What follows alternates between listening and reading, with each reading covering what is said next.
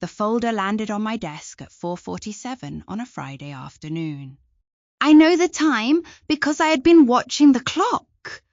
Not because I wanted to leave, but because I had a property inspection on Del Mar scheduled for 5:15, and I was trying to decide whether I had enough time to finish the month-end occupancy report first. That is the kind of thing I was thinking about. Occupancy rates, square footage, whether the inspector would flag the water stain on the ceiling of Unit 6 again, or finally let it pass. Lena Vasquez slid the folder across my desk without looking up from her own screen. She had 3 applications she was working through simultaneously, which was normal for a Friday. She said, "It's a 2-bedroom on Garfield. Income's borderline, but they're offering 2 months up front." She was already back to typing before the sentence finished. I picked it up. I want to tell you something about that building on Garfield Avenue before I tell you anything else. Because the building matters to this story in a way that is hard to explain without it seeming like I am reading backwards into what happened, finding significance where there was only coincidence. I am not.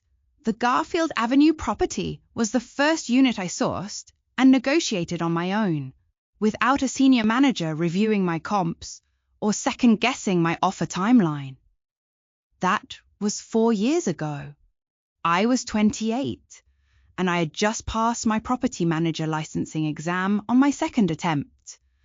And I had been working in this field since I was 22, doing everything from leasing coordination to facilities walkthroughs to repainting baseboards on a Sunday morning because a unit was turning over Monday and the vendor cancelled.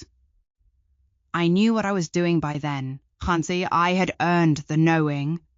But Garfield was the first time the decision was entirely mine. And the property performed. Occupancy held. The major systems came in under projected maintenance costs. And the cap rate landed where I said it would. Every manager has a property they feel connected to for reasons that are not entirely rational. Garfield is mine. I also have a rule about Garfield and about 2 other properties in my portfolio that I sourced personally. I review every incoming application myself. I do not delegate the initial screening to a leasing coordinator. I do not let the files sit in the shared queue until someone gets to them. Every name, every income figure, every reference check goes through my desk first. I put that rule in place my first month as manager, and I have never changed it. When people ask me why, I say it is because I need to know who lives in my buildings. That answer is true. It is also incomplete. I opened the folder. The application was standard. A Crestline cover sheet, 2 pages of tenant information. The incomes verification attachments clipped behind it. I read from the top, the way I always do. The name at the top of the first page was Raymond Osei. I went completely still. Raymond Osei is my father's name. It is also my last name. It is the name on my birth certificate, which I have not looked at in years, but which I know by memory, because there are certain documents you carry in the back of your mind the same way you carry a childhood phone number. Not because you refer to them often, but because they were written into you before you had any say in what you retained. I read it again. Raymond Osei. Date of birth, March 4th, 1969.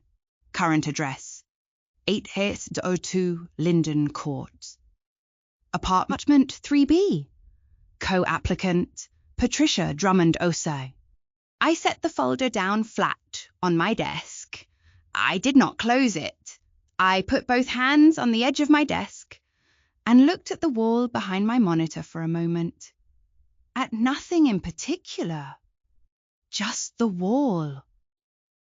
Then I picked the folder back up and kept reading, because I am a property manager and there was an application in front of me, and that is what you do with an application.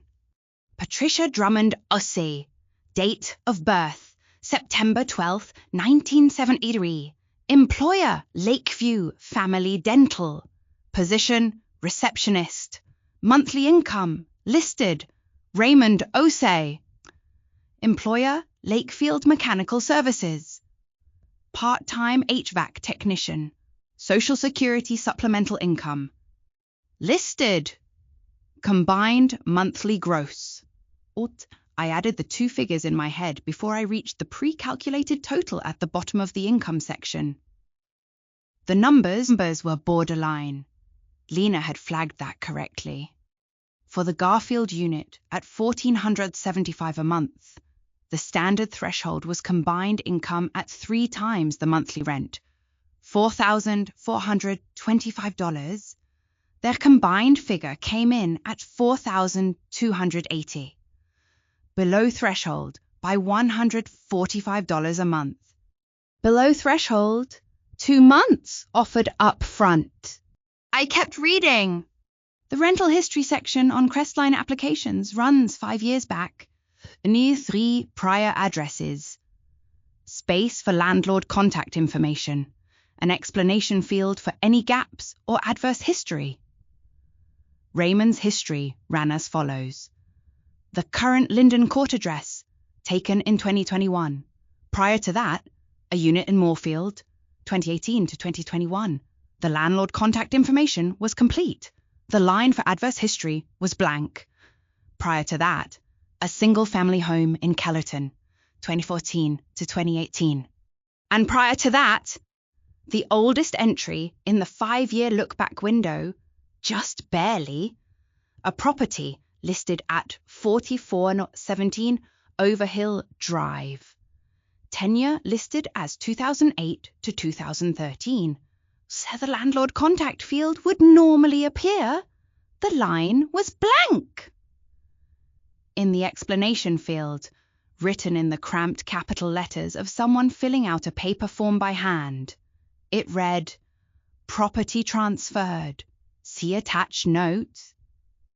I turned to the back of the application stack. There was a handwritten note clipped there, the one Lena had mentioned about the 2019 eviction. I set that aside. Behind it was a second note, shorter, also handwritten, in the same cramped capitals. 17 Overhill Drive. Transferred ownership 2013 to avoid probate complications. No landlord contact available. I read that sentence twice. Avoid probate complications. I set the note down. 4417 Overhill Drive was the address of the house where I grew up. I know its street number the same way I know my father's birthday and my own last name. Not because I've thought about it recently, but because it was written into me before I had any say. My mother, Cynthia Botting, lived in that house from 1988 until the winter of 2014, when the property was sold in a standard arm's-length transaction to a family named Whitmore, who still own it as far as I know. She did not sell it in 2013. She could not have. By 2013, the house at 4417 Overhill Drive did not belong to her. I was 20 years old in 2013. I was filling out my first financial aid forms at the community college and working 18 hours a week at a copy shop and trying to understand why the line on the FAFSA asking for paternal income made me feel something that was not grief exactly, but was adjacent to it. I did not know yet what a deed transfer was. I did not know yet what a deed consideration figure meant, or why one might be set at a nominal amount, or what the legal and practical effect of that kind of transfer was on a child support enforcement action that had been in progress for 8 years. I learned all of that later. I learned it at 20, sitting at a public terminal in the county recorder's office 3 weeks after my mother mentioned, in passing, that the enforcement case had been closed. She said it the way she said most things about Raymond, briefly, without decoration, as if brevity could seal it. I drove to the recorder's office on my lunch break, and I searched the property address, and I found the deed. The deed consideration listed was $1. $1. That was the recorded sale price of a house assessed at $143,000 in the same calendar year. $1 typed in the consideration field of a legal document, which is how you transfer an asset to make it no longer yours without appearing to have liquidated it. Which is how you make yourself look on paper like a man with nothing to enforce against. I typed the number into the notes app on my phone in the parking lot of the recorder's office. I drove back to the copy shop. I did not cry. Not then. I clocked in 4 minutes late, and my supervisor did not say anything about it. I have not deleted that note. I sat at my desk on a Friday afternoon at 4:47 with Raymond Osei's lease application open in front of me. And I read that handwritten note a third time. Transferred ownership 2013 to avoid probate complications. And I understood that he did not remember I worked in property management. Or he had decided it did not matter. Or he had run the numbers on the units available in his price range in this part of the city, and Garfield Avenue had come up in the search results. And a man who believes that forward motion is its own form of accounting had submitted an application and clipped a note to the back of it, and was now waiting on a decision. I closed the folder. I set it on my desk. I placed my palm flat on top of it. I want to ask you something before I go any further with this. I want to know where you are right now, what room you are sitting in, what time it is where you are, whether it is light outside your window or dark. I want to know that because what I'm about to tell you next is the kind of thing that lands differently depending on where you are when you hear it. And I think most people, if they heard it from someone they knew, would understand why I did what I did next. I am going to tell you anyway. I put the folder in my bag and I went to the inspection on Delmar. That is the part I keep coming back to when I think about that afternoon. Not the name on the application. Not the handwritten note about probate complications. But the fact that I zipped the folder into my work bag, drove to Delmar Street, walked through Unit 6 with the inspector, confirmed that the water stain had not spread since the last visit, noted 2 items for the maintenance log, and drove home. I did all of that. The folder stayed in my bag the entire time, and I did not think about it once between the parking lot at Crestline and my own kitchen. I have thought about what that means. I have not fully decided. I got home at 7. I changed out of my work clothes, and then I did not change out of my work clothes. I got as far as taking off my blazer and hanging it on the back of the bedroom door before I went back to the kitchen. Opened my bag and took out the folder. I sat down at the kitchen table and I went through it the way I would go through any application that had come back to me after hours. Methodically. From the top. Raymond Osei. Social Security Disability Income. $712 per month. The award letter was included in the attachments. Filed 18 months prior. Permanent status. Primary diagnosis listed as a spinal condition. I read the medical terminology without pausing on it. Patricia Drummond-Osei, Lakeview Family Dental, receptionist, full-time, listed gross monthly income of $2,840. Her most recent pay stub was clipped behind the award letter, the figures matching. Together, $3,552 per month. The Garfield unit at $1,475. Rent-to-income ratio, 41.5%. My threshold was 33. I wrote the figures in the margin, the way I always do. Then I turned to the landlord references. The Moorfield address had a contact name and a number. I wrote it in my call log for the following morning. The Kellerton address had a contact name and a number. Both references were time-stamped within the prior 5 years, which was standard. I checked the credit report that Lena had pulled. Raymond's score was 594, which was below Crestline's preferred minimum of 620, but above the hard floor of 575, where we stopped reviewing. Patricia's was 641. I made a note. Then I turned to the 2019 eviction. It showed on Raymond's report as an unlawful detainer filed in March 2019 in Kellerton County Circuit Court, resolved by consent judgment in May of the same year. The handwritten note clipped to the back of the file was 3 sentences long. It said he had lost hours at work following surgery on his back and had fallen behind by 2 months. He said the landlord had declined to work out a payment plan. He said he had not missed a payment since. I read the note twice. I could not verify the surgery. It was outside the medical documentation he had included, which covered only the disability award, but the timing was consistent.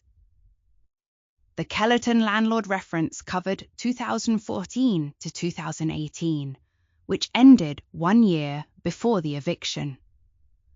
The Moorfield lease began in 2021, which suggested a gap. 2019 to 2021 was unaccounted for in the rental history. I made a note of that too. By the time I closed the folder, it was 8:40. I had been at the kitchen table for nearly 90 minutes. The overhead light was on and I had not eaten dinner. I picked up my phone. I did not think about what I was going to say before I called Cynthia. I have thought about that as well. My mother answered on the 3rd ring in the way she always answers. Not hello, just a sound of acknowledgement, as if she has been expecting the call for a while and is simply confirming its arrival. I said, I have something to tell you. I said it like that. First, because I've learned over the years that giving Cynthia Boateng a half second of preparation makes the difference between her hearing what you say and her needing you to say it again. Then I told her I had a lease application on my desk. I told her the applicant's name. The silence that followed was long enough that I checked the screen to confirm the call was still connected. It was. I want to pause here for a moment, because that silence contains something I am not certain I can describe with full accuracy. It was not the silence of shock. My mother is not a woman who is easily shocked. And I think some part of her had been carrying a low-grade expectation for years that Raymond would surface somewhere in her vicinity, if not in her life. It was not the silence of grief. It was something more like the silence of a person who has just had a long-standing hypothesis confirmed, not pleased about it, not surprised, simply noting that the data has arrived. I have spent a good amount of time thinking about what was happening on the other end of that phone in those several seconds, and I do not think I am right to claim certainty about any of it. Then Cynthia said, well, she paused. Then she said, I knew he'd have to land somewhere eventually.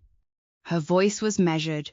It was the voice she uses when she is holding something carefully. Not suppressing it, but carrying it with both hands, the way you carry something that might spill if you move too fast. She asked me which property. I told her. She was quiet again, briefly, and then she said, "That's yours, isn't it?" It was not a question. She knew which properties I had sourced. She had always kept track. I said yes. She did not say anything else about Raymond. She asked if I had eaten dinner. I said not yet. She told me there was soup in the freezer from the batch she had made on Sunday, the one with the Kontermeier, and that I should heat it up. I said I would. She said she would talk to me this week. I said, okay. We said good night. I set my phone face down on the kitchen counter. I stood there for a moment with my hands flat on the counter and the folder still open on the table behind me and the overhead light still on. And I looked at the window above the sink, which showed nothing but my own kitchen reflected back at me because it was full dark outside. I was still in my work clothes, minus the blazer. I was 32 years old. I had an application to finish reviewing in the morning. I went and heated up the soups. My father left on a Thursday in October, which I know because it was the week of my school's fall carnival, and I had been looking forward to it for 3 weeks. And by the time Thursday came, I had stopped thinking about the carnival entirely. I was 10 years old. I understood that my parents argued. I understood that the arguing had changed over the prior year, had grown quieter, which I know now is not an improvement, but which at 10 I had read as a sign that things were getting better because the volume had decreased, and I had not yet learned the difference between resolution and retreat. I did not understand what the argument on Wednesday night was about. I heard it through the wall of my bedroom, and I heard my father's voice and my mother's voice, and I heard a door close, not slam. And then I heard nothing and went to sleep. On Thursday morning, my father was not at breakfast. By Thursday evening, his side of the closet was empty. Cynthia Boateng did not explain what had happened in the way I expected her to. She did not sit me down, did not choose careful words, did not produce the version of the conversation that parents rehearse before delivering. But she told me that my father was going to be living somewhere else for a while. I asked when he was coming back. She said she didn't know.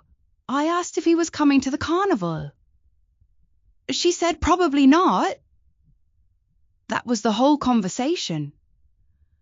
I went to the carnival on Friday with my friend Amara, and I won a small stuffed rabbit at the ring toss, and I kept it on my bookshelf until I was 17 and moving out of the house. The child support case was filed in the spring of the following year, when I was 11. I did not know it had been filed. I did not know what child support enforcement was, or how it worked, or what it meant that my mother had walked into the county courthouse alone with a folder of documents she had assembled herself because they could not afford an attorney. I know all of this now because Cynthia told me, in pieces, over the years, not as a complete account, but as fragments that surfaced when they became relevant, the way you reference a document you have been carrying for a long time without always needing to show it. What she told me, assembled in order, Raymond paid inconsistently in the first 2 years. Not nothing, something, some months, which is its own particular kind of management problem because it is enough to prevent the case from being treated as urgent while not being enough to cover what was owed. By the time I was 13, the payments had stopped. Cynthia made calls. submitted paperwork, followed the process the county had laid out for cases managed without representation, and waited. She worked as a cafeteria supervisor. She managed the mortgage on her salary alone. She did not tell me any of this while it was happening. She bought me new shoes when I needed them. She came to every school event I invited her to. She kept the ledger in a spiral-bound notebook. Blue pen. She tracked every payment received and every month that passed without one. The arrears grew by a set figure each month, the court-ordered amount, and she recorded the new total at the end of each entry. By the time I left for community college at 18, the balance in that ledger was $71,200. By the time I was 20, it was $87,400. I did not know about the ledger until I was 22, but I knew about the case. And by the time I was 20, the case had grown serious in a way it had not been serious before, because the enforcement effort had identified an asset. The house at 4417 Overhill Drive was the only property my father had ever owned. He and my mother had bought it together in 1992, and when they separated, the mortgage remained in both their names for reasons that had to do with the cost and complexity of refinancing during a period when neither of them had liquid capital to manage that process cleanly. Cynthia continued to pay the mortgage from her salary. Raymond's name remained on the deed. That arrangement had persisted for 10 years through the entire period of the child support case, and it had functioned as a kind of latent problem that had not yet been forced to resolve itself. In 2013, it was forced to resolve itself. I do not know the exact sequence of events that led Raymond to understand the enforcement action had reached a stage where the property was at real risk. I do not know who told him, or whether he consulted an attorney, or whether he found the information himself. What I know is the outcome. In the spring of 2013, Raymond Osei transferred his ownership interest in the property at 44117 Overhill Drive to a third party. The deed consideration listed for the transfer was $1. A deed consideration of $1 is a legal mechanism. It does not mean the property changed hands for $1 in any practical sense. It means the transfer was recorded as nominal, a formality, a paper transaction, and in doing so, it removed Raymond's name from the title and made the property, on paper, no longer his. The effect on the child support enforcement action was that the most accessible asset available for collection was gone. The case was closed the following year. The $87,400 Cynthia Boateng had tracked in blue pen in a spiral-bound notebook remained uncollected. I was 20 years old and filling out financial aid paperwork at the kitchen table when my mother mentioned, in passing, that the case had been closed. She said it the way she said most things about Raymond, briefly, moving past it before I could find a handhold. I asked why. She said the circumstances had changed. I asked what circumstances. She said she would explain later. She did not explain later, not that week. I drove to the county recorder's office on my lunch break from the copy shop 3 weeks after that conversation. I sat down at a public terminal, one of 4 in a row along the east wall, under fluorescent lights, next to a man who was searching property tax records and making notes on a yellow legal pad. And I searched the address of the house I had grown up in. The deed transfer came up in the results. I opened it I read through the document, which is written in the dry compound clause language of legal instruments, and which I did not fully understand, at the time, in every particular, but which I understood well enough for the relevant facts to reach me clearly. Raymond's name, the third party's name, the date of transfer, and the consideration field, where the transfer price is recorded for the public record. $1. I sat with that for a moment. The man next to me turned a page on his legal pad. The fluorescent light hummed. I read the figure again. $1. The assessed value of the property in the same calendar year was $143,000. The arrears at that point were somewhere north of $80,000. $1? I opened the Notes app on my phone. I typed 477 Overhill, Dr. Deed consideration, 1 per Arzo, transfer date spring and 30. I closed the app. I logged out of the public terminal, pushed back the chair, picked up my jacket from the back of it, and walked out of the county recorder's office into a parking lot where the afternoon light was flat and bright and the air smelled like cut grass from somewhere nearby. I did not cry. I drove back to the copy shop. I clocked in 4 minutes late and said nothing about where I had been. I have not deleted that note. The figure sat in my phone for 12 years before it appeared again, in a different form, on an application folder on my desk at Crestline Property Management. The man who had transferred his interest in a $143,000 home for $1 to make himself appear asset-free was now offering 2 months' rent up front and submitting a handwritten note asking for a second chance with a landlord he had never met. The numbers had changed. The structure of the accounting had not. The financial aid form had a line for paternal income. I sat with it for a while before I wrote anything in that field. The form did not offer an option that fit my situation. My father was not deceased, was not incarcerated, was not medically incapacitated in any way that had been formally documented.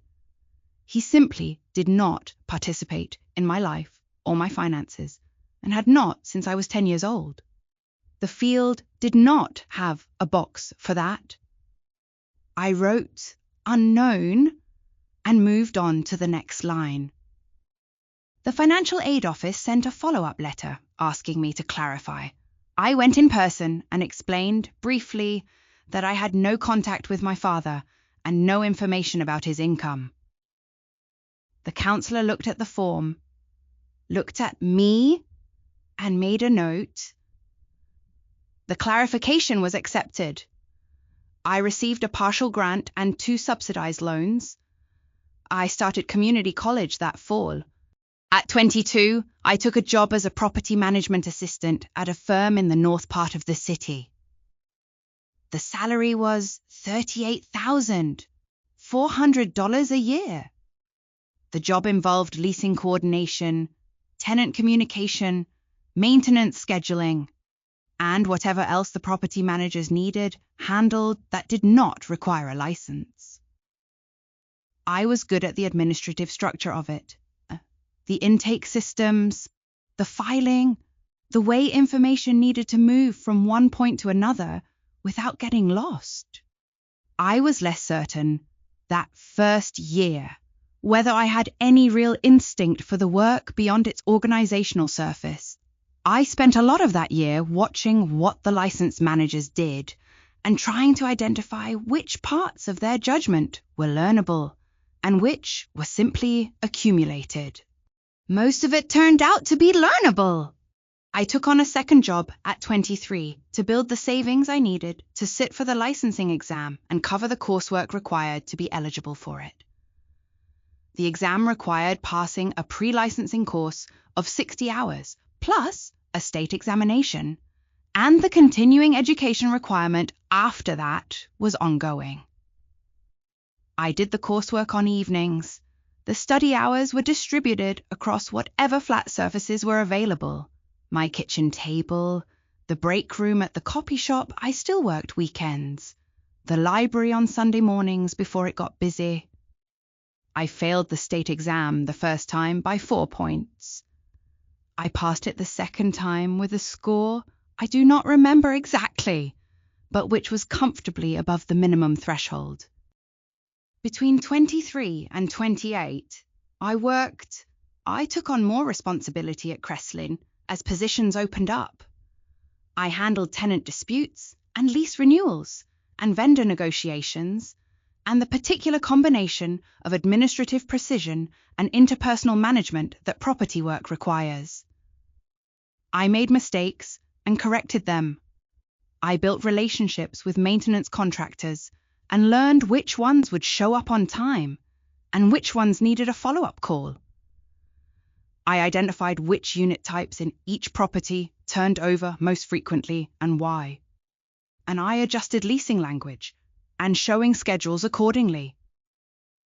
I was not working toward a title.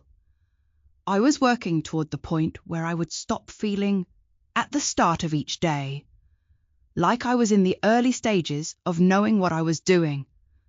At 28, I sourced the Garfield Avenue property.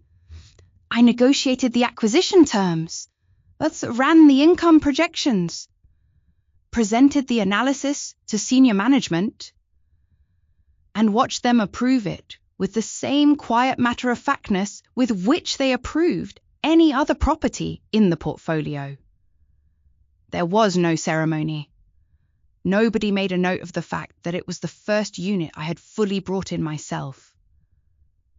I drove past it on my way home that evening, and I did not stop, just noted the address from the street, and continued on. The license certificate arrived by mail on a Tuesday afternoon in late October. I was 28 years old. I had been working in property management for 6 years, and I had been licensed, technically, for several months by then. The certificate is a formality, a printed document that arrives weeks after the exam results, and the state records are updated. I was not expecting it to feel like anything when it came. I set it on the kitchen counter. It was a standard 8.5 by 11 sheet, printed in the state's standard format. My name, the license number, the class of license, the issue date, the expiration date, 4 years out, the seal in the corner. I looked at it for a moment, standing in my kitchen in my coat because I had come in from the parking lot and not yet taken it off. Then I picked up my phone and photographed it where it sat on the counter before I moved it or touched it again. I called Cynthia. She picked up on the second ring. I told her the certificate had arrived. I did not say anything else. She said, "I know." 2 words. A pause, and then, "I know." I understood everything in them. I understood that she had been tracking it alongside everything else she tracked.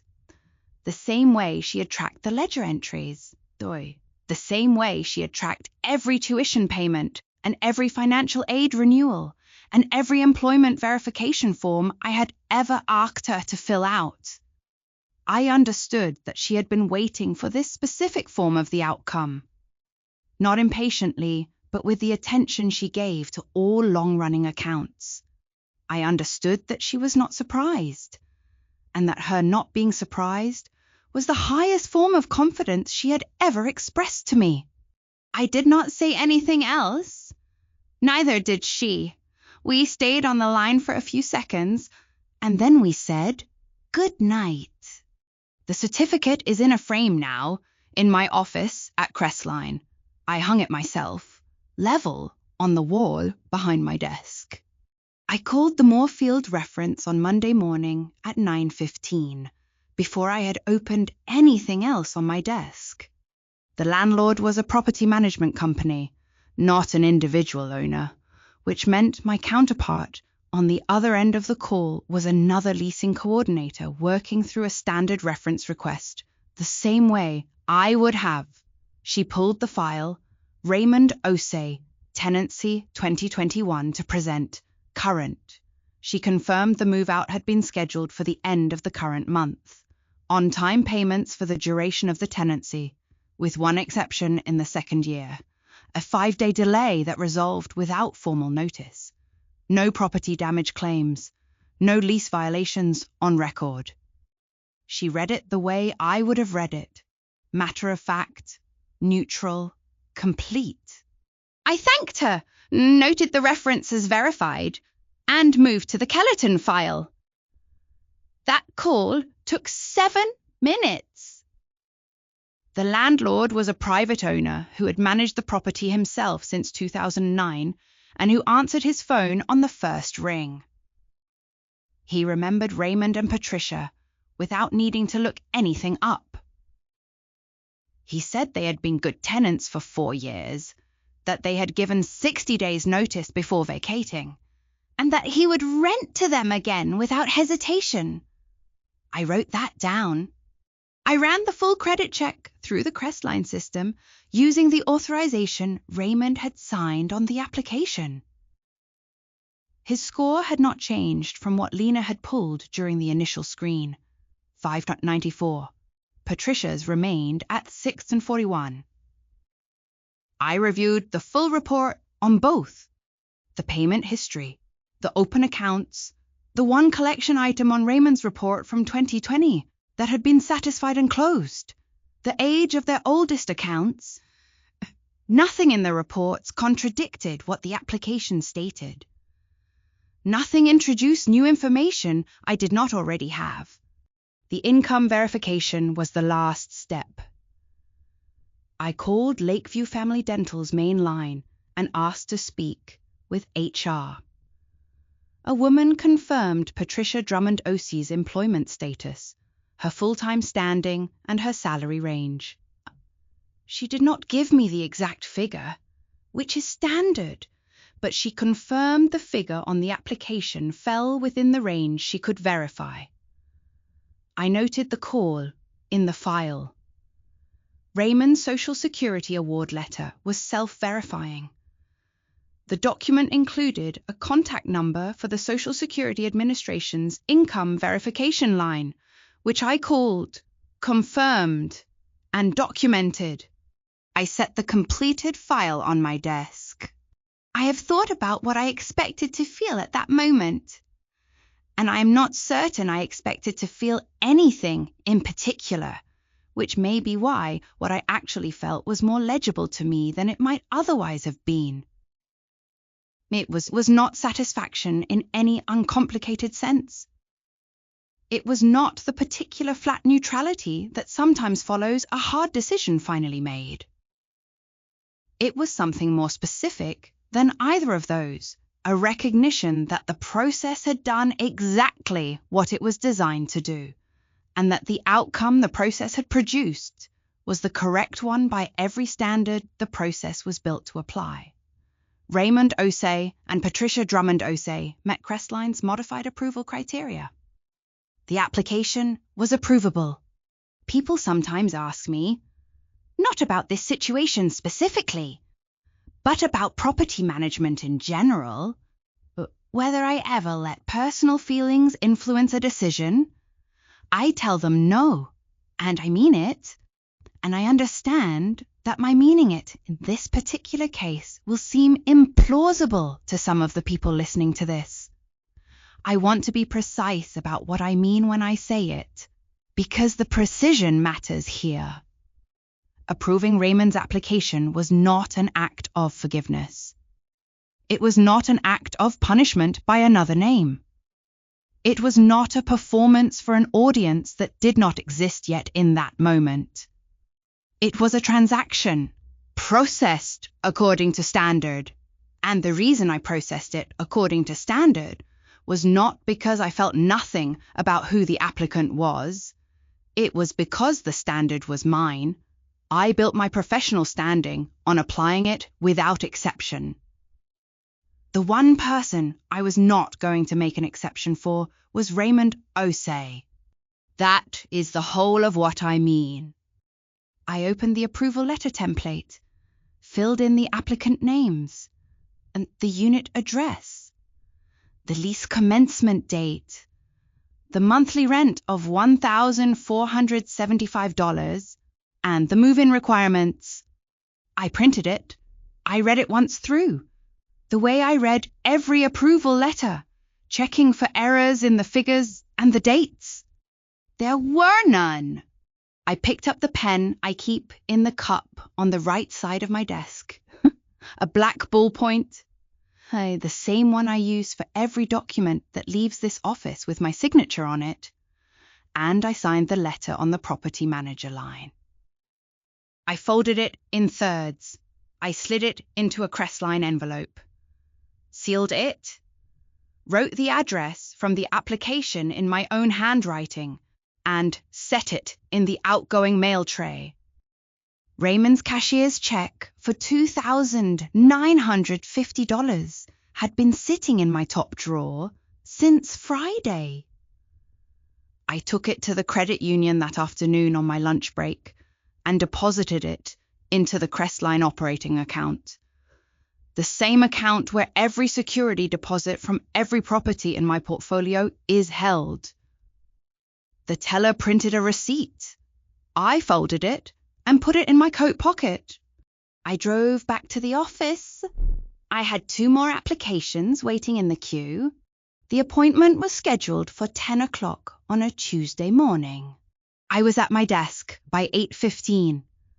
I had been at my desk by 8:15 every working day for the past 4 years, which is not a detail I would normally include, except that on that particular Tuesday, the fact of my own ordinary routine felt like something worth naming. I checked my email. I reviewed the maintenance log from the previous week. I ate the breakfast I had brought from home. Rice and a boiled egg in a container. The same thing I brought most mornings. And I threw away the container and rinsed my fork at the small sink in the back and returned to my desk. At 9:40, I pulled Raymond Osei's tenant file from the drawer and set it on the corner of my desk, where I stage all signing appointments. The Crestline office is a converted storefront on a commercial block. A front room with a reception counter, 3 workstations behind it, and a glass front door that faces the street. My nameplate sits on the right end of the counter, visible from the entrance. It has sat in that position since I was given the property manager title. Sen Osei, property manager. I have never thought much about it before. At 10:03, Raymond Osei and Patricia Drummond-Osei came through the glass front door. I know the sequence of what happened in the first 30 seconds because I watched it from my desk, which faces the counter at an angle. They came in together, Patricia slightly ahead and already looking around the room the way people do when they are entering a business for the first time and orienting themselves. Raymond was behind her by half a step. He was wearing a button-down shirt and slacks, dressed for a formal appointment, which told me something about how he had framed this in his own mind. He was 57 years old and walked with a slight forward lean that was probably the back injury. And he looked like a man who had once been physically larger and had diminished incrementally in the years since. Patricia saw the nameplate first. I watched her eyes move to it, read it, and then move away. She had not been told, as far as I knew, anything meaningful about Raymond's first family beyond what he had chosen to share with her. And a nameplate with a shared surname on a Crestline Properties counter would not necessarily have resolved into anything in a single glance. She may have noticed it, She may not have. I do not know. Raymond read it and went still. I was already standing by then, already moving toward the counter with the folder in my hand. I came to the counter from behind, and I set the folder down and I looked at my father across the reception desk for the first time in 22 years. He had not looked at me yet. He was still looking at the nameplate. Then he looked at me. I did not say anything at first. I let the 3 seconds pass. Then I said, "Hi, I'm Nadia. Welcome to Crestline." I extended my hand across the counter. He shook it. His hand was cooler than I expected. I registered this and noted it and let it go. Patricia was already extending her hand as well, and I shook hers and said the same thing. "Hi, Nadia, welcome." Because there was no version of that greeting I was going to alter for her benefit or his. The color had not drained from Raymond's face.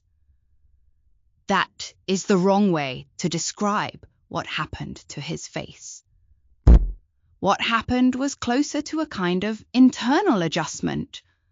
A man receiving information through a channel he had not anticipated. Recalibrating, and then holding very still while the recalibration ran its course. He did not say my name. He did not say anything for a moment. Patricia looked at him, briefly, and then looked back at me with the deliberate pleasantness of someone who has decided to proceed. She said, "We're here for the Garfield Avenue lease." I said yes. I told them I had the documents ready. I told them the process would take about 15 minutes. I gestured toward the 2 chairs positioned at the side of the counter where tenants sit during signings. And they sat down. I opened the folder. Crestland's standard lease agreement is 14 pages, which I have read and explained hundreds of times in this office. I know every clause in it. I walk them through it the way I walk every incoming tenant through it. Section by section, key terms identified, questions invited at each juncture. The monthly rent of $1,475, the first of month due date, the late fee schedule beginning on the 6th, the utilities arrangement, which at Garfield Avenue covers water and trash, with gas and electric billed separately, the pet policy, which allows one animal under £30 with a refundable deposit, the guest policy, the maintenance request procedure. Raymond looked at the documents. Patricia asked 2 questions in the first section, about the utility arrangement and about what counted as a guest under the guest policy. They were reasonable questions, and I answered them the same way I answer those questions for every tenant. Then I reached the lease renewal clause and turned to the next page. And I said that this section covered the standard renewal terms, and I set the document down between them so they could read it. Raymond picked up the document and read it. I stood at the counter, and I did not look at him while he read. I looked at the wall above the chairs, where Crestline has mounted a laminated map of the properties in our management portfolio. I have looked at that map many times. I know every address on it. I looked at it for approximately 3 minutes while Raymond Osei read a lease document I had prepared. At a counter I stood behind every working day, in an office where my name was on a nameplate that had been there for 4 years before he ever walked through the door. Patricia broke the silence. She said, "I wanted to ask, the parking addendum, is that 2 designated spots or 1? I looked back at the documents. I said the Garfield Avenue unit came with 1 designated spot in the rear lot. Permit number 14, and that street parking on the block was unrestricted for residents with a City Zone sticker. I said the application for the zone sticker required a copy of the signed lease, which I would be providing them with today, plus a valid driver's license and a $35 processing fee paid directly to the city. She said, "That's straightforward. Thank you." I said, "Of course." Raymond set the document back on the counter. There was a moment where he looked at me directly. Not the recalibrating stillness from earlier, but something different. Something that sat between the desire to speak and the inability to locate what to say. I have thought about what was in that moment, and I do not think it was the absence of feeling on his part. I think it was the presence of too many feelings arriving in the wrong order, without preparation, in a room where the structure of the transaction left him no standing from which to introduce any of them. "I did not help him," I said. "Any other questions before we proceed to signatures?" He said no. I turned to the signature pages and walked them through each one in order. Lessee signature. Co-lessee signature. Each page initialed. The pet addendum, which they waived. The parking addendum, initialed. The maintenance and repair acknowledgement, signed. The move-in condition checklist, which I explained they would complete at the property during key pickup, not today. Then I reached the final page of the lease, the witnessing block, where the property manager signs and dates below the lessee signatures to confirm the execution was completed in the manager's presence. I set the document on the counter and pushed the pen across to Raymond. He picked it up. He signed his name on the lessee line. His signature was neat and compact. The signature of someone who has signed his name on documents many times, which of course he has. The date line was already filled in. I had typed it before the appointment. I watched him fill in his portion and set the pen down. Patricia signed below him on the co-lessee line. I picked up the pen. I signed my name on the witnessing block. Property manager. I dated it as I set the pen back in the cup on my side of the counter. Before the keys, I passed the emergency contact form across the counter.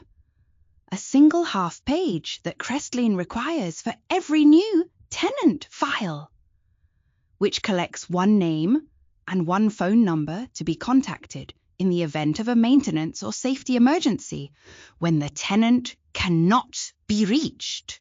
The form is not a legal document. It is an administrative one. I have processed several hundred of them. Raymond read the form. He looked at it for a moment. Then he wrote in the phone number field. He wrote the main office number for Crestline Property Management. He wrote my office number. I took the form back. I looked at the number. It was correct. It matched the Crestline number on the letterhead. I did not correct him. I did not say anything about it. I added the form to the back of the tenant file. I took 2 keys from the lockbox behind the counter. Both on the same ring, tagged with the unit number and the property address, and set them on the counter. I handed Raymond the executed copy of the lease, folded into thirds and placed in a Crestline envelope with the property address printed on the front. I told him the move-in date was confirmed for the 1st of the following month, that the key would activate the front building entrance and the unit door, and that the lobby access code would be provided by email before move-in. I picked up the laminated card from the counter holder, the one that lists the maintenance request line and the after-hours emergency number, and I read them the numbers. I said that non-emergency requests went through the line or the online portal, and that emergency requests, active water leaks, no heat in winter, lockouts, could use the after-hours number at any time. Raymond put the keys in his shirt pocket. Patricia put the lease envelope in her bag. I said, "Thank you for choosing Crestline. We'll be in touch before your move-in date." He did not say anything. I waited 1 beat, 2. Patricia said, "Thank you. This is really lovely." I said, "You're welcome. Enjoy the building." They walked toward the glass front door. Raymond went first. He pushed the door open and held it for Patricia without looking back into the office. She went through. The door swung closed behind them. I stood at the counter and watched them cross the strip of sidewalk visible through the glass and turn left, out of the frame of the door. I stood there for a moment after they disappeared from view. Then I walked back to my desk, sat down and opened Raymond's tenant file. I reviewed it from the front: application, income verification, credit report, reference notes, approval letter, executed lease, parking addendum, emergency contact form, everything in order. I closed the file and filed it under the Garfield Avenue tab in the active tenant drawer. In alphabetical order by unit number, I had 2 calls to return before noon. I returned them. The first cashier's check arrived on the 3rd of the month, postmarked from the zip code covering the Linden Court address, where Raymond and Patricia had been living before the move. $1,475, payable to Crestline Property Management. I logged it in the tenant receivables the same morning it arrived, made a copy for the Garfield Avenue file, and took it to the credit union on my lunch break. I'd opened the savings account 6 weeks earlier, the week after the lease signing, before the first check was due. The account opening was a standard transaction, a minimum deposit of $25 to establish the account, a name of my choosing for the account label, a beneficiary designation form filled out and submitted the same day. The account label I entered was the balance. The beneficiary I listed was Cynthia Boateng. Her date of birth, her address, her relationship to the account holder, mother. The credit union representative processed the form without comment and handed me a printed confirmation, which I folded and put in my coat pocket and transferred to my files that evening. The second check arrived on the 1st of the following month. The third arrived 2 days early. Also a cashier's check, also correct. I deposited each one the same day it arrived. After the third deposit, the account held $4,450, the 3 monthly payments plus the opening balance. I did not touch any of it. I looked at the account balance each time I logged in to verify the deposit had cleared, and then I closed the browser tab. I called Cynthia on a Sunday evening in late November, 3 months after the lease signing. She was home. She is almost always home on Sunday evenings, which is when she does her prep for the week, the cooking and the laundry, and the organizing of things into their places. I could hear the low sound of the television in the background when she answered, which meant she was in the kitchen. I told her what I had done. I told her about the account, the label, the beneficiary designation. I told her the current balance. I told her a check had been arriving each month, on time, and that each one was going directly into it without passing through any other account. Cynthia was quiet for a moment. Then I heard her cry. It was brief. One intake of breath, one sound, and then she stopped. She did not say anything for several seconds after that. I did not fill the silence. I held the phone and waited. Then she said, "I stopped keeping the ledger." I did not know what to say to that at first. I had known about the ledger for 10 years, had carried the number in it alongside the deed consideration figure and the FAFSA line and everything else I had accumulated in my memory of those years. And I had never once asked her when she stopped or why. I had assumed she stopped when the enforcement case closed. I understood now, from the way she said it, that she had not stopped then. I said, "You can stop now!" She said yes. One word. We stayed on the phone a little longer. I don't remember what else we said, only that the conversation slowed the way conversations do when the important thing has already been said and you are both finding your way back to the ordinary. She asked if I had eaten. I said I had. She said she was making groundnut soup for the week and that she would bring some by Tuesday if I was going to be home. I said I would be home. I want to say something about that account before I move on, because I know what the next question is, and I want to answer it honestly. I do not know what the account is for. I do not know when I will spend it, or whether spending is even the right word for whatever I will eventually do with it. It is not a down payment on something. It is not restitution. Raymond Osei has not been asked to participate in that accounting, and he will not be. It is not a fund I am building toward a confrontation, or a disclosure, or any action I have planned. I have not planned anything.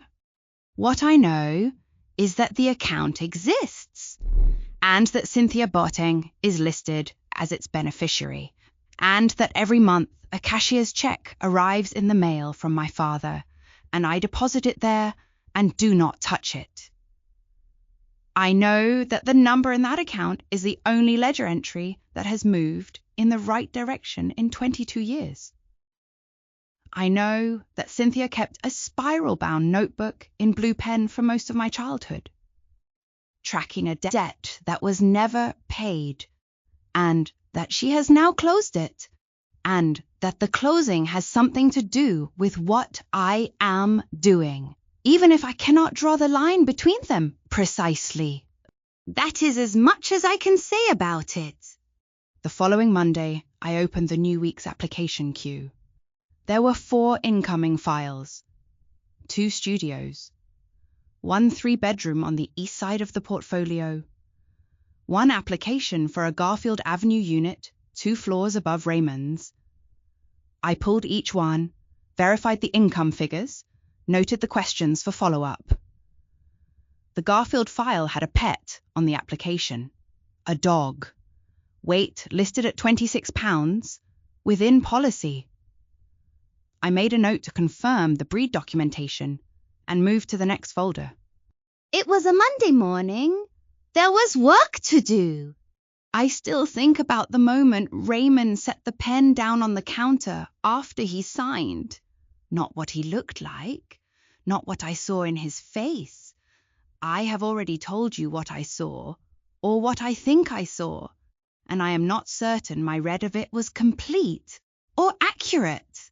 What I think about is the sound of it, a ballpoint pen on a laminate counter, in a quiet office, on a Tuesday morning. The sound it made was nothing. It was the sound of any pen set down at the end of any transaction. He did not slide it back to me. He did not look up. He set it down, and it was done, and the lease was executed, and he was my tenant, and I was his property manager, and those 2 facts sat next to each other in the same room the same way they have sat next to each other in my files ever since. Adjacent, labeled correctly, not in conflict with anything. In 2013, Raymond Osei transferred his interest in a house at 4417 Overhill Drive for a recorded deed consideration of $1. In the month I am recording this, his rent statement for Unit 204 at the Garfield Avenue property shows a monthly obligation of $1,475, due on the 1st, payable to Crestline Property Management, deposited by the property manager of record. The property manager of record is me. I have been me the whole time. He is the one who had to find his way to my counter to sign.